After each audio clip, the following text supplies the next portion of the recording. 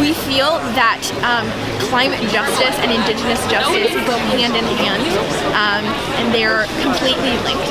And so we want to make sure that we are lifting up the really important voices of Indigenous peoples who have been fighting this fight since time immemorial, because this is everyone's fight, but Indigenous peoples are at the front lines, and we want to make sure that we support and that we're uplifting those voices.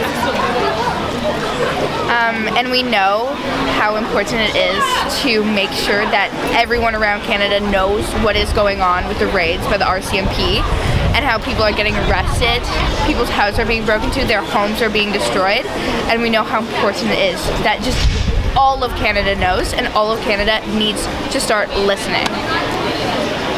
Yeah, we just really wanted to amplify the voices of these wonderful youth that are here, and we figured, well, we're here, they're here, we're all here for the same cause, and they're better to talk about it than us, so we gave the microphone over to them. My heart is happy to see you all here today.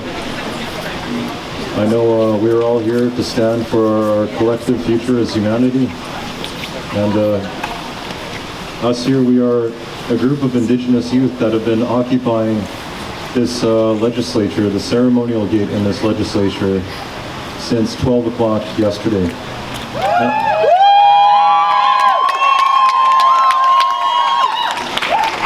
And this is in direct response to the ongoing RCMP invasion of the Wet'suwet'en Nation and Wet'suwet'en territories. Shame! And we are here because our loved ones are in direct danger. At this very moment, Gidimden checkpoint is being assaulted with bulldozers. Tactical units, snipers are being dropped off by helicopters behind them. They're completely surrounded. And, you know, very much our loved ones are in danger. And simply because they are upholding Wet'suwet'en law.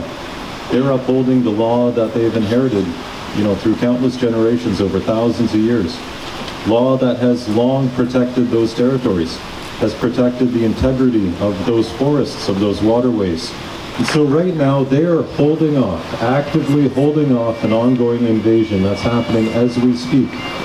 They're at Gidimden checkpoint where a year ago, on January 7th, you know, the RCMP, they went in with full tactical gear, with body armor, with assault rifles, sniper rifles, people authorized to use lethal overwatch, with instructions to sterilize the site, with instructions to arrest elders, with instructions to remove children and to put them into to hand them over to social services. Like, these were all strategies that came to light internationally. And we know very well that all of these same dangerous tactics are still on the table. You know, despite what the RCMP is telling you. Like, they, in their press conferences, they tried to say, you know, that they're using the least amount of force, when that is clearly not the case, because, you know, they are excluding media from being there on the grounds. Shame, yes. Shame! They are trying to block the narrative. They are, you know, actively threatening reporters that are on those territories. Like, they've already threatened to arrest reporters from media outlets like Ricochet.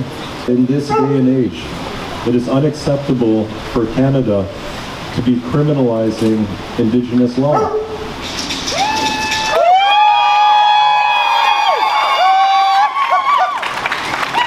And still, Premier Horgan tries to hide behind his own version of the rule of law.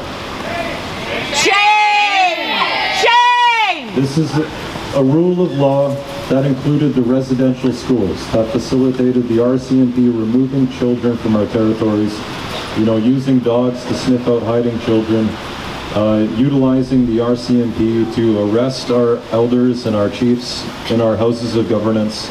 You know, the same RCMP that, you know, using military force, imposed the band councils and the reserves. They herded us onto the reserves like cattle.